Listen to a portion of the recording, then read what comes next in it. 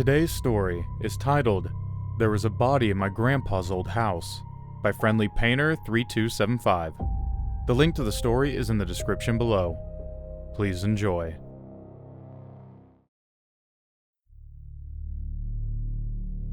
How do I tell you the truth without it sounding like a lie? I have been pondering this question for the past hour at least before posting this, racking my brain on this problem that landed right in my lap. It isn't even my fault, or, I hope, my grandpa. I think it was here way before him. It would only be the logical explanation.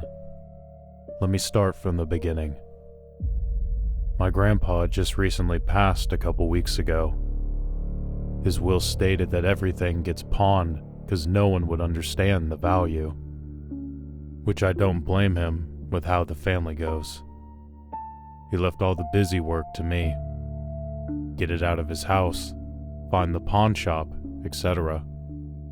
I had no problem with that at all. It gave me one more look around the house before it was gone. The place was ancient, probably built around the Prohibition era. My Gramps kept this place in as good of condition as he could, fixing holes, rain damages, caved-in ceiling, the whole 9 yards. Hell, I helped him sometimes. Safe to say, it may look old, but mostly everything is new. His house had a clutter of items, children's toys, pots and pans, as well as other things that I didn't need to know about him. I actually recognized some of the stuff, like my favorite childhood toy Rocky, the one-eyed elephant. It was kind of sweet, but sad. I wasn't able to reminisce with him about it. I hope he wouldn't be too mad that I kept one thing. Besides, who would know out of the hundreds of things in this house that one wasn't sold? Everything was going pretty smoothly. Maybe 1 or 2 items a little too heavy, but nothing a dolly couldn't help with. I was probably a quarter or more the way through having his bedroom cleared out when I heard a voice call out, "Mister?" When I looked back, an elderly woman was behind me. "Can I ask what you're doing, young man?"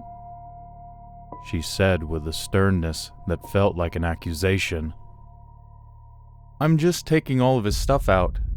He wanted it all pawned, so it's the least I could do for him," I said with a half grin to try and ease the tension. That doesn't sound like Henderson. He was more stubborn than a mule.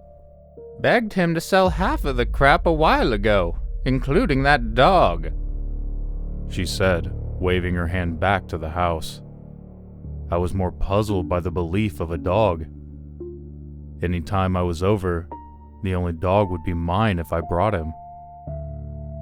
I can agree my Gramps was stubborn, but didn't own a dog. The closest he ever got to was a homeless dog a couple years back. Her eyebrows raised. "You Grayson, then?" I hope there isn't another one, or it would make things complicated. She took a sigh of relief at this revelation. "I apologize, son. Just that man gets on my nerves. Always something with him. My name's Beckett," reaching her hand out to shake mine. "Nice to meet you, Miss Beckett," meeting her shake halfway. "This rather will come as a blessing or a curse, ma'am. You don't have to worry about that anymore. He went to a better place." A look of sadness reaching her eyes and a hand covering her mouth. "Oh, how long?" "Couple weeks back. Natural cause. They say he passed peacefully, but that man never had peace." "God, how's your family handling it?" she said, placing a hand on my shoulder. "Wish I could say they cared, but I'm the only one here," I quickly wrapped up. "But going back to the dog, I hadn't seen one or let alone known of one." her hand raising up and pointing to the backyard. Yeah, he had one pretty loud every night. Didn't really bark, though. Heard more of it moaning and groaning. It ate loud as well, but every animal does that. She looked a little uncomfortable. I think he hit the poor thing. I would hear shouting and thudding up. I hope it's alive. I couldn't really believe my Gramps would beat an animal, but it had been a while. Well, thank you. I will have to check. Hopefully nothing is dead back there. She nodded and moved along with her day. I was left with the knowledge, or fear, that there might have been something dead in the back. When I finally built up the courage, I looked in the backyard. It was pretty plain, just grass and a tree, a wooden fence guarding all that was beyond the walls. I walked around for a minute for any sign of an animal. Prints, smells, hell, even shit, but not a damn thing. Some of the grass near the house was a little raised compared to the rest. Might have been where the poor thing was buried. It was not on my agenda at the moment to be raising dead. So, I went back to packing, hauling, and pawning anything I found that wasn't nailed to the ground. It was getting dark around the time I was halfway done with his house when I smelled it. Something sweet, but bitter. I wish to say I didn't know what that smell was, but I would be lying. Most likely the body, for whatever reason, was releasing them. I don't know how I didn't notice it earlier. With how heavy it was, I could swear it was standing right in front of me. That was about the time my curiosity won. I hadn't planned on disturbing it, just at least see what it was. Every step closer to that backyard just made it more intense. I felt like I was fighting the air for anything but that smell. By the time I hit the door, I swore I was in the poor thing's body. Cracking open the door, what I was met with was worse than a smell. A faint moan of pain and begging. Whatever was buried wasn't any animal. I could make out remnants of words, but too garbled by the ground above them.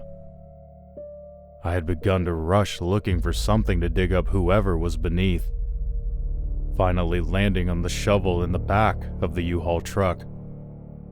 Pressing my shovel to the ground, I began to dig. With every splotch of dirt, the voice became clearer. "Help me," I heard faintly. I hadn't a single thought of how to respond, just to keep digging. I had at this point dug about 5 feet, still with no sign of a body. I had begun to question if I was going insane. I could still hear the voice, more words being said. "He found me! Help! Kill me!" "If you can hear me, I'm trying. Alright, you will be out of here soon." I hit 6 feet. Still nothing. The voice was still mumbling the same things over and over and over again, but I couldn't find any sign. After a while, it stopped, like he had died or something, but it stopped. I had exhausted myself beyond belief digging for him. I couldn't keep going. I had to stop or I would kill myself looking for him. I would call the police first thing in the morning, reporting what I had found. When I climbed out, there sat a note. It looked like my grandpa's writing. It wasn't unusual for that. He had writing everywhere. It was how fresh it was.